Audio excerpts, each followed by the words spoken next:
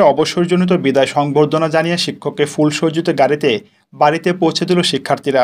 কুমিল্লার দেবিদ্বার উপজেলার ৭৯ নম্বর সরকারি প্রাথমিক বিদ্যালয়ের প্রাক্তন শিক্ষার্থীদের উদ্যোগে বিদ্যালয়ের অবসরপ্রাপ্ত শিক্ষক মিজানুর রহমানকে অবসরজনিত বিদায় সংবর্ধনা অনুষ্ঠান অনুষ্ঠিত হয়েছে। শুক্রবার ২৪ অক্টোবর বিদ্যালয় সংলগ্ন মাঠে উক্ত অনুষ্ঠানটি অনুষ্ঠিত হয়।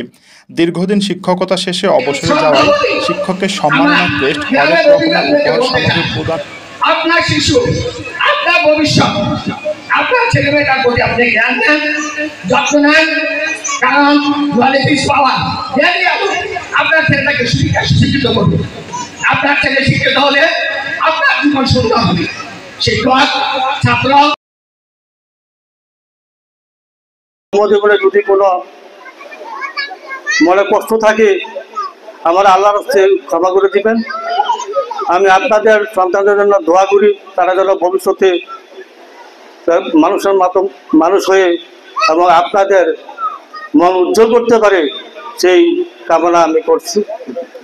আর বাকি শেষ সময় যেন আমি ইমানের সাথে যেন আল্লাহ আমাকে মুখ কবুল করে এই দোয়ার জন্য আমি আসছি। আসসালামু আলাইকুম। শেষে অশ্রুসিক্ত নয়নে বিদায় জানিয়ে ফুল সজ্জিত গাড়িতে করে বাড়িতে পৌঁছে দেয় শিক্ষার্থীরা। তিনি ১৯৮৭ সাল থেকে শিক্ষকতা শুরু করে ২০২৫ সাল পর্যন্ত ৩৮ বছরের কর্মজীবন শেষ করলেও অত্র বিদ্যালয়ে ২৬ বছর শিক্ষকতা করে এলাকাবাসীর মন জয় করেন। অনুষ্ঠানে আয়োজকরা বলেন, দীর্ঘ সময় গুণী এ শিক্ষকের শিক্ষায় ও আন্তরিক প্রচেষ্টায় অত্র এলাকায় শিক্ষার আলোয় আলোকিত হয়েছে।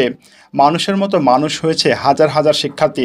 আর সে কারণে গুণী ওই শিক্ষককে স্মরণীয় করতে আয়োজন করা হয় বিদায় সংবর্ধনা অনুষ্ঠানে রুকনুজ্জামান সরকারের সঞ্চালনায় ও খালেকুজ্জামান সরকারের সভাপতিত্বে বিদায়ী শিক্ষকের কর্মময় জীবন সম্পর্কে স্মৃতিচারণ করে বক্তব্য রাখেন মাওলানা আবুল কালাম আজাদ, তমিজউদ্দিন, মাওলানা জাকির হোসেন সরকার, প্রফেসর মনিরুজ্জামান সরকার, মুস্তফা ভূঁইয়া মাস্টারসহ অন্যান্য সাবেক শিক্ষার্থীগণ।